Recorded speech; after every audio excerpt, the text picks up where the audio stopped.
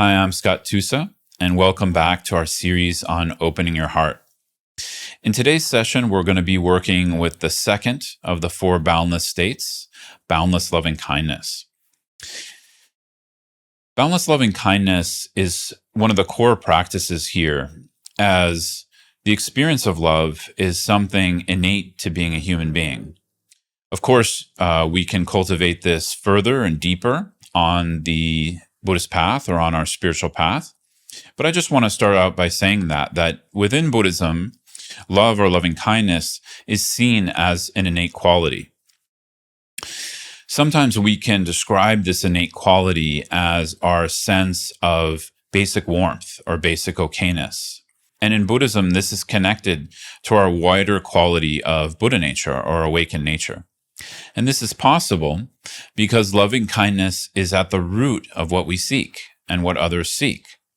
When we look at our actions, when we look at the actions of others, we all seek happiness. We all seek connection. We all seek to be loved and to give love. So we can reflect on this and see that one of the root emotional states of why we do what we do is because we love. So I like to think about loving kindness like this because then it's not so much of a stranger.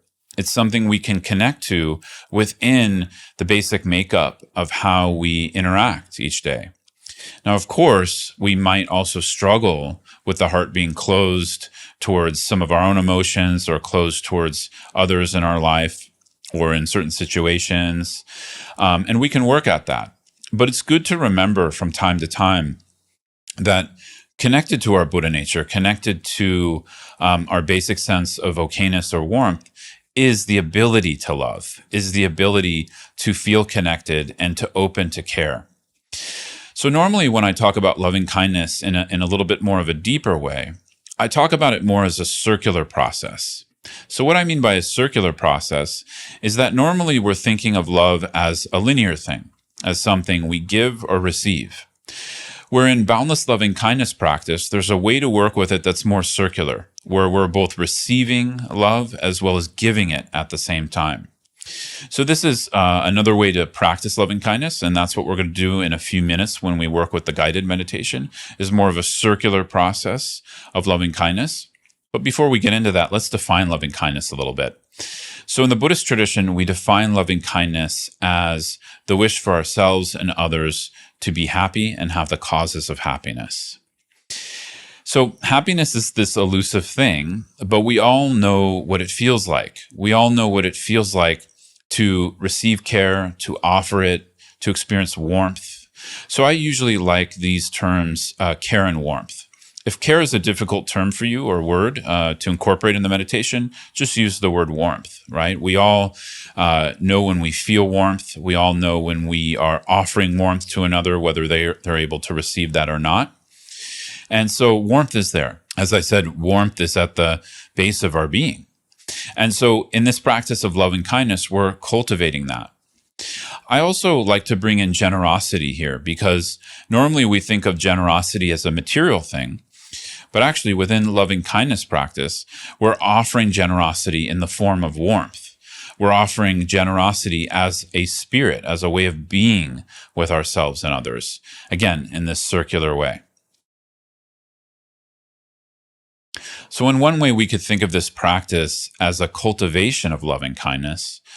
But in another way, we can think of it as just allowing and uncovering our innate light, our innate warmth towards ourselves and others. I personally prefer this second style because it allows me to recognize that I'm not cultivating something or I'm not embodying something that I don't already have. I'm actually just enhancing it and trying to bring it out more. Or I'm trying to remove what's obscuring that light of warmth or that light of love within this practice. So just a few things to reflect on that might be helpful to you as well, that have been helpful to me in my cultivation of boundless loving kindness. So with that said, let's go ahead and do a practice of boundless loving kindness. So just as we did for the practice of boundless equanimity, go ahead and find a space where you can relax into a posture that's both upright and at ease. So the idea here is to allow the body to be restful, but also not to be hunched over, but somewhat upright, not too tight, not too loose. So feel free to close your eyes for the practice, or if you'd like, you can keep them half open or fully open. And just as we did in our previous meditation, we'll go ahead and connect to the breath or connect to body. I personally like just feeling my feet flat on the floor if I'm sitting in a chair, feeling my connection to earth, and allowing the breath to connect to feet and earth. So as I breathe in from the nose, I breathe up from the earth and into my feet. And as I breathe out, I relax into my feet and their connection to the ground below me. But of course, you can just allow the breath to be felt in the abdomen as you inhale through the nose, allowing the abdomen to relax as you exhale. So if that's a place where you feel more grounded, that's fine. Or if there's some other way you can start to connect with yourself, to connect with body and breath, go ahead and do that.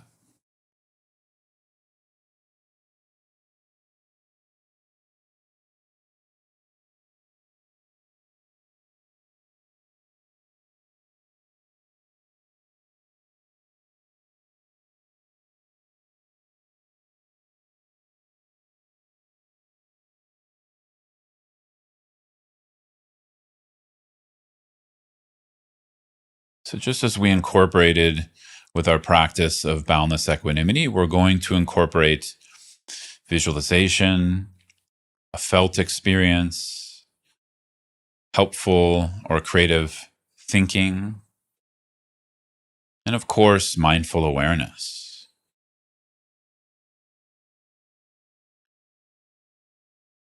And so if you're newer to boundless loving kindness practice, you can simply just work with one of the three figures. You can choose to work with the close one if you want.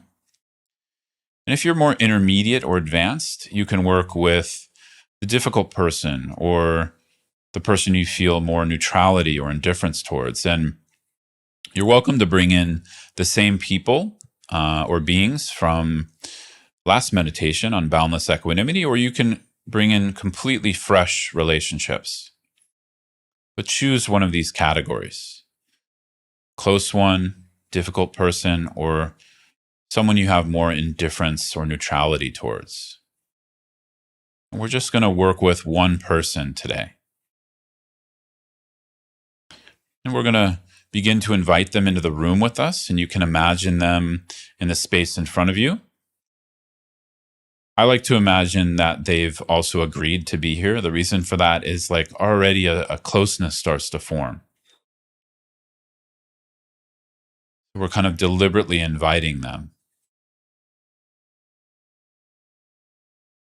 And just notice what arises for you in your feeling world, in your body, as you invite them into the room. And this could either be visualizing them, feeling their presence, or some of us are more auditory. You can even just imagine their voice. That's fine.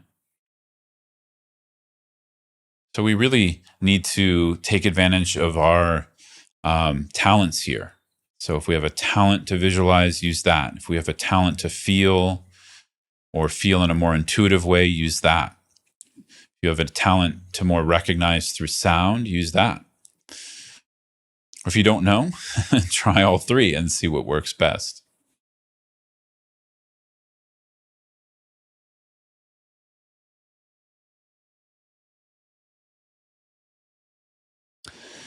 Great. So as we sit with this person, we're going to do a brief practice of boundless equanimity, just remembering that just as any type of relationship in our life, this person wishes for peace.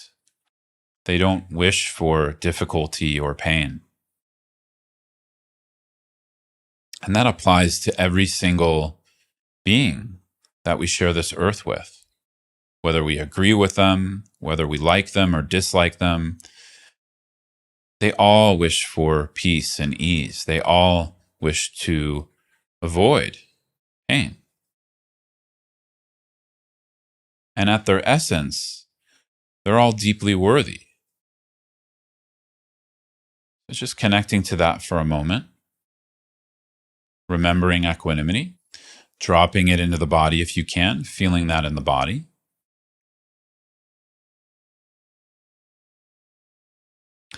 Now here, because we're going to practice boundless loving kindness in a more circular way, and I'll describe what I mean by that in a moment, we're also going to reflect on ourselves here. Just acknowledging and appreciating that we also wish for peace. We also wish for happiness, ease. We also wish to avoid pain.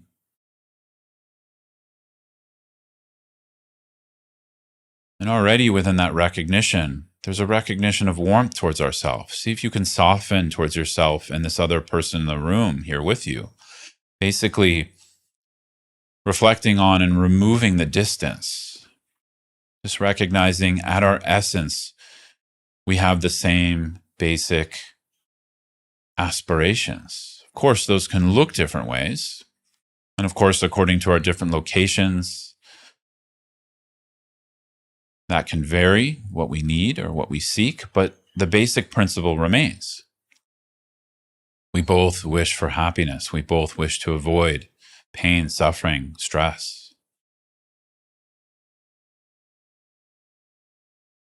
And of course, it's not that we can always avoid stress, but here what we're recognizing is what we seek.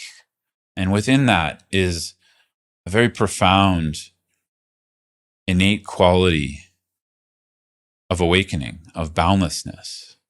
So it's not getting what we seek, and that's a different thing. It's more the seeking itself.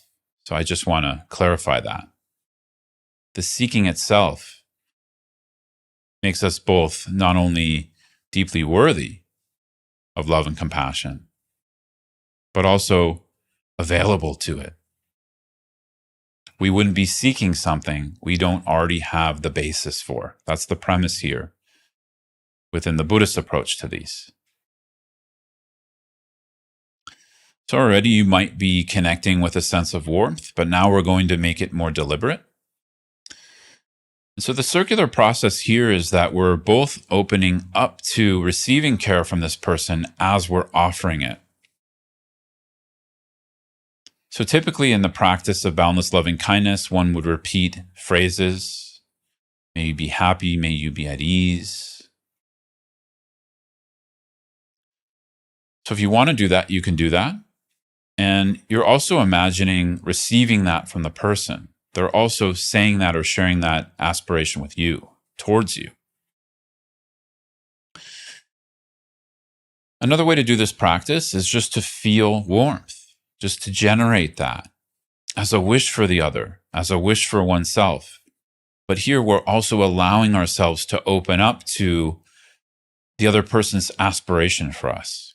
And again, this is on the level of imagination, of course, but imagination is powerful. Just because it's imagination doesn't mean we shouldn't do it or use it.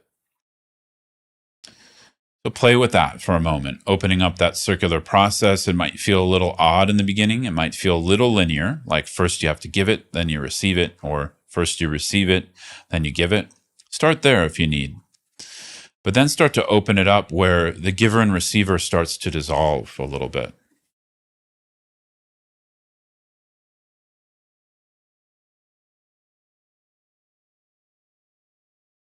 So again, giving, receiving, either with a phrase of loving kindness, may you be at ease, may you be happy, may you be at peace, whatever phrase feels or suits you best, or just connecting to a feeling of warmth and allowing that to be sent and received. And if a sense at any moment of the sender and receiver start to dissolve, just be with that warmth in a less dualistic way. And this is called the openness of loving kindness. In a way, sometimes when I first come to this practice, I just open up into an attitude of generosity. I want to be generous with this person. I want to be generous with myself. Just allowing the barrier that blocks connection, this barrier of a strong sense of self, this barrier of a strong sense of the other, allowing that barrier to dissolve slowly through this practice.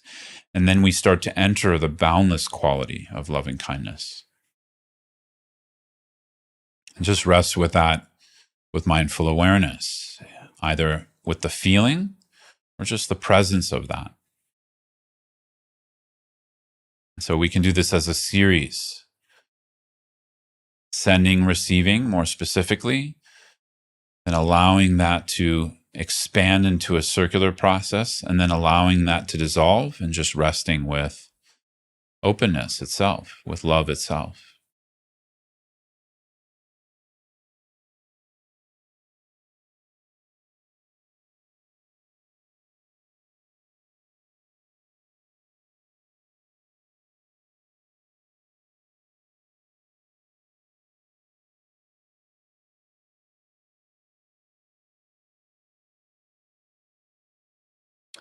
Also, we can imagine or feel that this person really receives our love. If you can, really imagine that you can receive warmth from them. So when they smile, how does that feel within your heart? What does that open in you?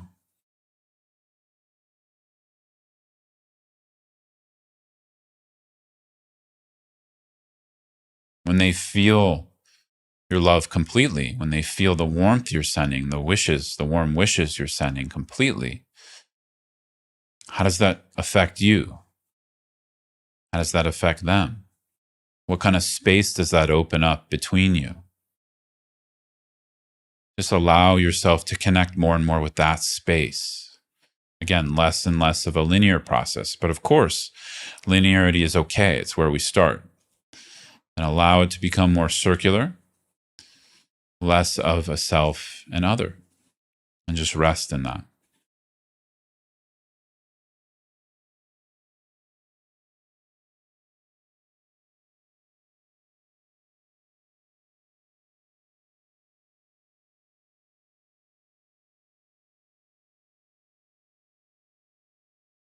Okay, we'll spend a few more moments working with this. Again, you have a few different levels to work with, so work with the one that you can connect to. It's just simply a phrase of loving kindness, sending them warmth, sending them ease, peace. Just silently repeat that in your mind and then allow yourself to receive that from them on a level of imagination, of course, but like I said, imagination is powerful. We often ask the question within the traditional Buddhist path, what isn't imagination, or what doesn't involve imagination?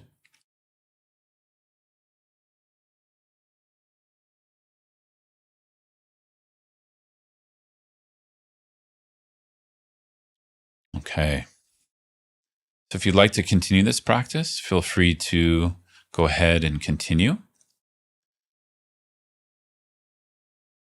But as we begin to close, connecting back to breath and body, connecting back to the feet, connected to earth, connected to breath, wherever you want to allow your mindful awareness to fall for the moment, letting what we've imagined fade into the background. If you want, you can thank the individual that you called forth, that you invited into this space of loving kindness.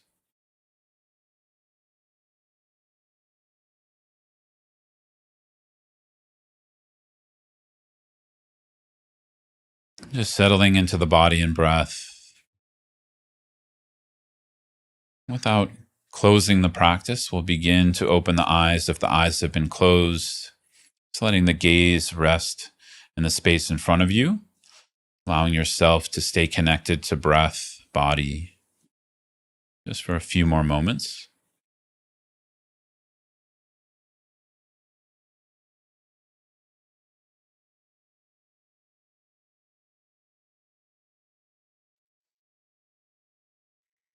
Okay. Well, thanks so much for joining me for this practice. In our next session, we're going to work with boundless compassion. I hope you can join us.